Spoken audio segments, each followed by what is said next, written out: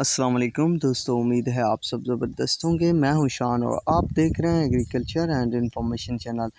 दोस्तों, केन कमिश्नर ने 42 sugar mill वालों को नोटिस जारी कर दिया। नोटिस क्यों जारी किया है, इसके अलावा चीनी वालों के लिए भी ख़तरे की घंटी बज गई। तो ताज़ा तरीन अपडेट आप दोस्तों के साथ इस वीडियो में शेयर करूंगा।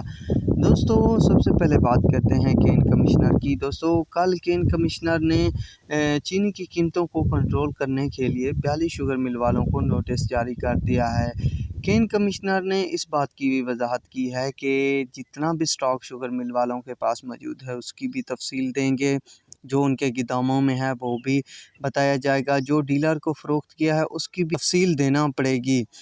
अगर कोई शुगर मिल वाला इस कानून की खिलाफ वर्जी करता है या हमारे अहकामात की खिलाफ वर्जी करेगा तो उसके खिलाफ एक्शन लिया जाएगा। इसके अलावा दोस्तों, जो शुगर मिल वाले अपने आप को चालाक समझते हैं या गलत मालूमात देने की कोशिश करेंगे तो उनके खिलाफ भी बड़ी कार्रवाई की जाएगी, केन कमिश्नर का कहना है। दोस्तों, अगर केन कमिश्नर कामयाब हो जाते हैं चीनी की कीमतों को कंट्रोल करने में तो काफ़ी हद तक मंदा देखने को मिल सकता है। बहरहाल दोस्तों, मुझे नहीं लगता, क्योंकि डॉलर, सोना, बाकी चीज़ें भी महंगी होना शुरू हो चुकी हैं और महंगी हो गई हैं।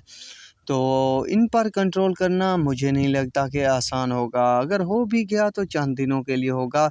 उसके बाद दोस्तों फिर शुगर मिल वाले गन्ने का रेट यानी पंजाब की शुगर मिल वाले गन्ने के रेट का नोटिस भी जारी कर देंगे और फिर खूब कमाएंगे, क्योंकि वो भी इंतज़ार में रहते हैं कि कोई लफड़ा हो और फिर हम कोई ना कोई कारनामा सार अंजाम दें और अपने मर्ज़ी के रेट बनाए रहें। तो जैसे ही दोस्तों स्टॉक की या बाकी जो गोदामों में माल पड़ा है उसकी तफसील जाना शुरू हो गई तो दोस्तों, जिनके यहाँ वाफिर मिकदार में चीनी मौजूद होगी या वाफिर स्टॉक किए हुए हैं गैर कानूनी तौर पर, तो उन पर बड़े जुर्माने हो सकते हैं और भारी नुकसान भी हो सकता है कई दोस्तों का। तो मेरा मकसद था अपडेट देना, तो आप तक के लिए इतना ही काफ़ी है। मिलेंगे नई वीडियो और अपडेट के साथ। अल्लाह हाफिज़।